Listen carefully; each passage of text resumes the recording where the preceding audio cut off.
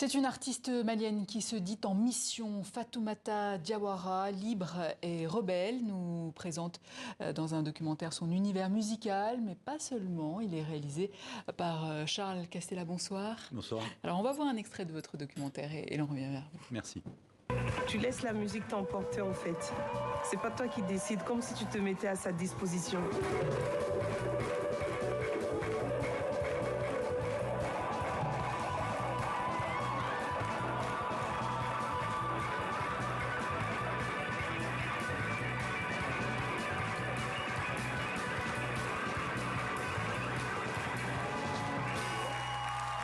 Charles Castella, pourquoi avoir choisi Fatoumata Diawara pour en faire un documentaire?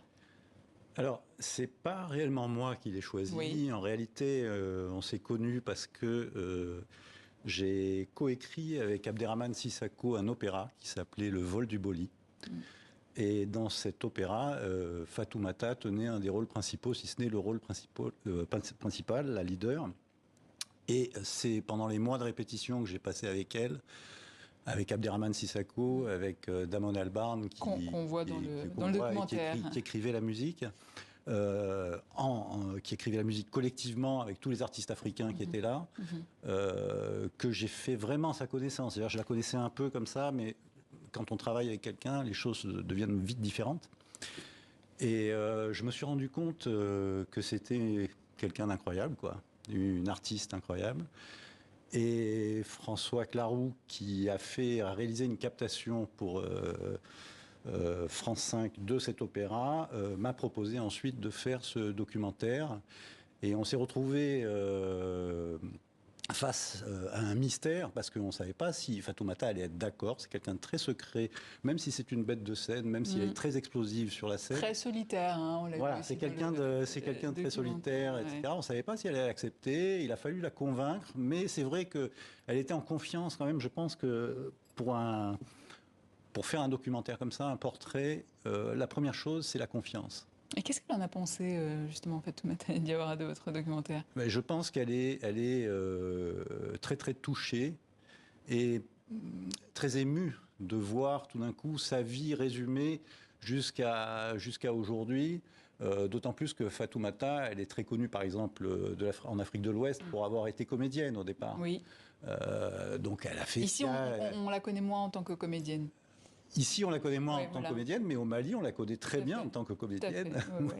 Et de plus en plus en tant que chanteuse et activiste, parce que c'est quand même quelqu'un qui défend des causes importantes. Et voilà, et donc on s'est retrouvés avec son accord, et ensuite, on l'a suivi pendant des mois.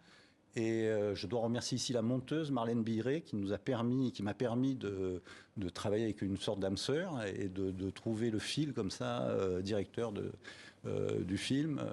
Voilà, c'est Mathieu Chédid qui disait dans le documentaire, on sent toute son histoire dans sa voix. C'est ce que vous avez ressenti également? Oui, absolument. Absolument, il le dit, et c'est une voix qui est forte, mais c'est une voix qui est fragile aussi, elle le dit. Et c'est une voix qui... C'est comme les bluesman, en fait. C'est-à-dire que on peut pas avoir la voix qu'a Fatoumata. Elle est chargée d'un passé, elle est chargée d'une enfance, elle est chargée d'une histoire parfois dure. Et donc ça s'inscrit dans son art, c'est porté par ses cordes vocales. Une histoire dure, l'excision par exemple, elle le chante aussi. Elle chante l'excision. Il y a pas qu'elle a vécu. Il y a pas oui, elle a été excisée, et il y a pas à l'âge, je crois, de 7 ou 8 ans, ou même 9 ans. Et il n'y a pas un concert où elle n'en parle pas. Après, ça peut donner lieu à des disputes et à des conflits, parce que j'ai moi-même des amis maliens qui sont pas convaincus par ce combat, en disant c'est la tradition, il faut pas toucher à la tradition, etc. Mais enfin, c'est pas le cas de Fatoumata, parce que Fatoumata, elle a failli y passer, surtout. Oui, tout à fait. Elle explique très bien dans ses chansons. Alors, parmi les autres combats, il y a l'albinisme aussi. Ça aussi, c'est un combat, et c'est ce qu'elle chante aussi. Oui, absolument, absolument. Elle défend la cause des albinos. C'est un combat parallèle à celui de l'excision, et c'est important. Et puis, alors, pour le coup, c'est quelque chose que moi j'ai vraiment découvert, c'est-à-dire que je ne savais pas que les albinos pouvaient être à ce point objet de ségrégation ou de croyances. Oui, c'est un phénomène qu'on évoque beaucoup ici voilà, donc, à TV5 Monde. Alors, il y a d'autres intervenants. Il y a Mathieu Chédid, oui. que vous avez choisi aussi pour intervenir. Il y a Angélique Kidjo, oui. Abderrahmane Sissako, on l'a dit, Amadou et Mariam, Omar Sy également, et bien d'autres. Pour Omar Sy, il y a quelque chose de majestueux, de spirituel chez elle. Vous êtes d'accord ? Oui, je pense qu'il a réagi à des choses qu'on a senties ensemble, en la voyant sur scène, quand il est venu nous voir au Châtelet et qu'il a vu Fatoumata. Il est venu ensuite la saluer après le spectacle et je sens qu'il y avait quelque chose qui vibrait et je pense qu'il est très très sensible à la spiritualité qu'elle porte parce que c'est quelqu'un, Fatoumata, c'est pas quelqu'un de, comment dire, de matérialiste, les ancêtres, les esprits, ça compte. Justement, on va voir un extrait sur ses ancêtres.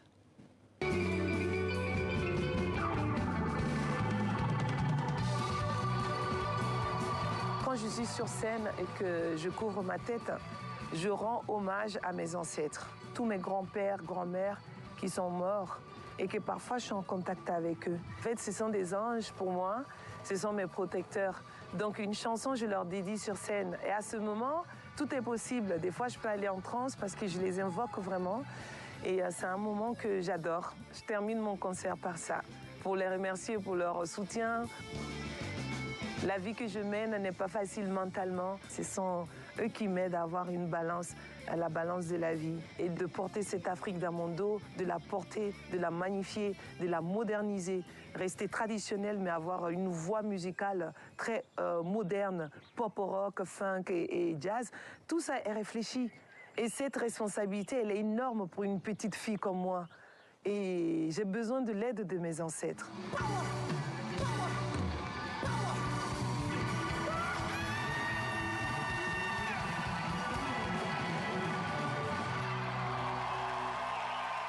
Ça doit être quelque chose de la voir en transe comme ça sur scène. Alors, dernière chose que je voulais évoquer avec vous, c'est face aux djihadistes au Mali qui ont imposé la charia en 2012. Elle disait ils pouvaient tout stopper, mais pas la musique. C'est ça, d'être une Amazone moderne, comme elle le dit. Comme elle le dit, c'est-à-dire qu'elle a compris qu'il fallait se servir de la musique pour la défendre. Donc c'est pour ça qu'elle elle a rassemblé tous les plus grands chanteurs maliens, les plus grands musiciens maliens pour créer la chanson Maliko. Voilà, ça a été très important. Et puis, je rappelle quand même qu'en parallèle, elle a joué dans Timbuktu, le film d'Abderrahmane Sissako, où pareil, c'était évoqué, mais du côté de la fiction. Voilà, donc oui, c'est quelqu'un qui s'engage et qui continue à avoir cette lutte politique, armée de sa guitare, je tiens à le préciser, parce que vraiment... Oui, c'est son arme de guerre, dit-elle. C'est son arme de guerre, et il n'y a pas, je veux dire, une femme qui joue de la guitare en Afrique, c'est quand même pas banal. C'est ce que Amadou et Mariam disaient dans leur interview. Fatoumata Diawara, donc libre et rebelle, c'est le documentaire réalisé par Charles Castella. Merci à vous d'être passé dans nos locaux.